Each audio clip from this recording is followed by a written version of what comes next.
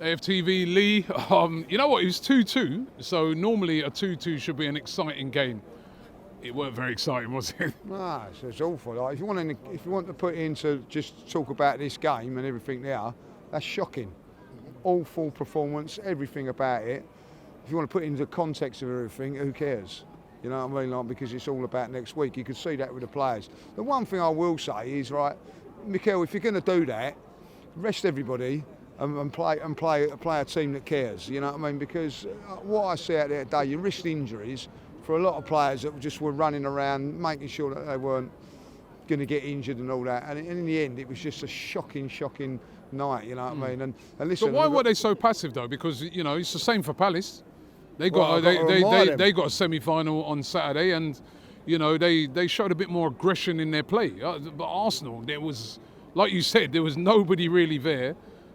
I mean, that was really putting it in. No, I would say Thomas Partey and the rest were awful. Really, honestly, were awful. Raya, worst game he's had for a very, very long while. Saliba, not quite at it. Kivior played well, I'll take it out of that. The rest just didn't want to get injured. You could see that, the way that they played.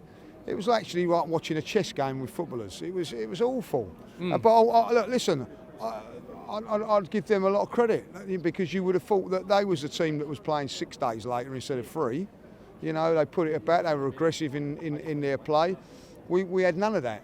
We've been like that in the games before that against Everton and Brentford, and then we've turned up against Real Madrid. So at the end of it, you've got to take in context of what it is. But so do you look on it and say it's understandable?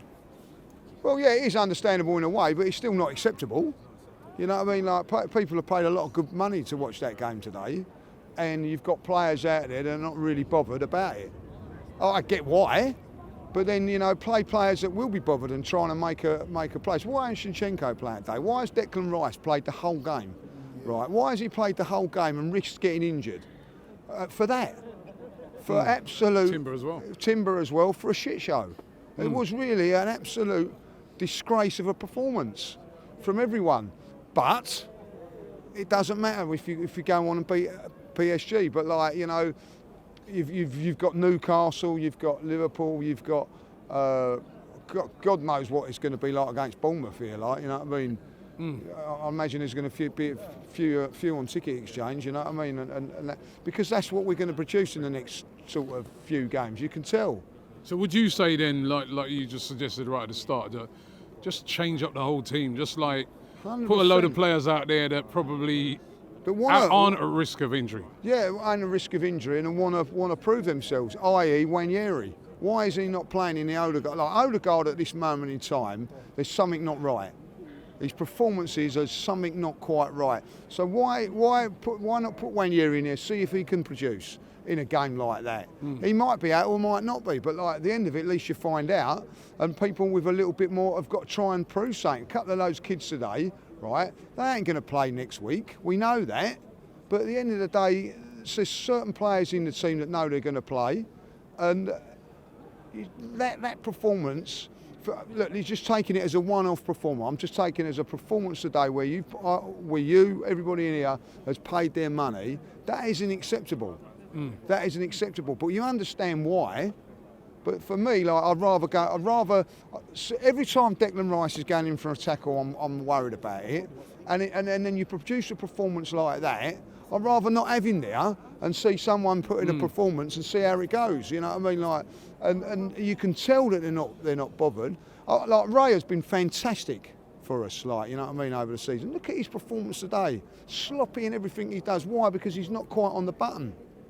And you have to say that that's how it was today. It's a shocking performance, you know what I mean? You ain't getting those 2 hours back, are you?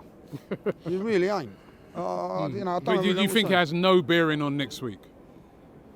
Because that's the big one next week, Tuesday. It has no bearing for you. Listen, no, because when you look at the game against Everton and you look at the game against Brentford, they were as bad as that. But then they turned up and produced. So that's why you've got to give this a game of pass and everything like that. If those 2 games weren't there, and you could understand it, but you can tell come on, like, that's the first time at the Emirates for a very, very long while I've heard players shouting. Right, because the atmosphere was so quiet. That's the first time I've heard an away end sing louder than us for a very, very long while. Right? Why? Because you could tell that us as fans, we weren't up for it as well. Like, because we're worried about players getting injured, don't want to do this. We're on for next week, aren't we? So are we guilty of not pushing them over the line then?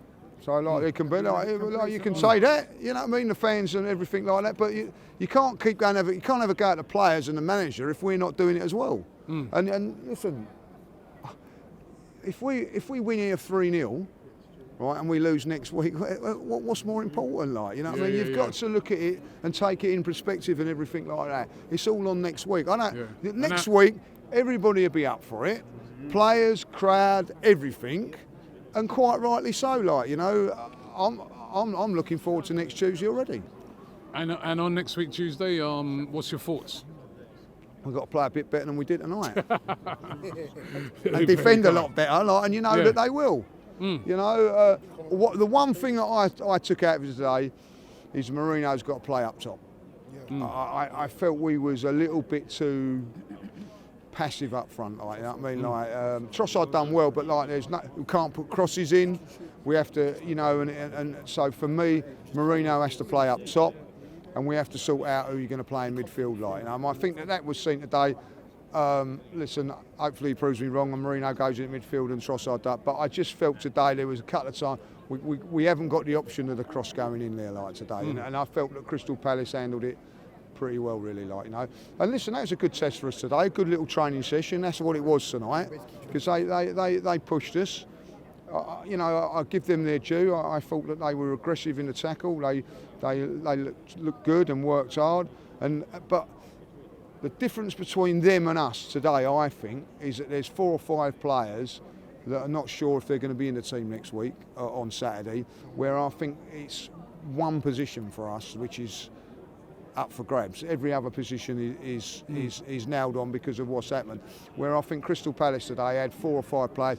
Are they going to play him up front? Are they going to play them? So I think that's why they got maybe a little bit of a better performance than us today.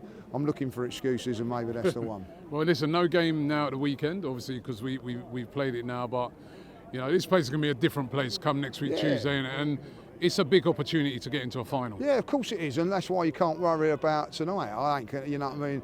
Are you going to go home and not sleep because we've not won that game tonight? No, I'm not. You know, and the attitude for me, like, you know, if that was at the beginning of the season, we'd be fuming. Absolutely fuming about the performance, everything about it. Like, but we're not, because we know that there's something, you know, bigger coming, and that's what you've got to do. You know what I mean? You've got to look at it in perspective. And yes, you want to win every game. I think at the end of the day, didn't help us today when we went 1-0 up, 2-1 up, because then we thought, well, we ain't got to chase it. We can be in like in second gear and everything like that. When it went 2-2, you could see us step it up a little bit.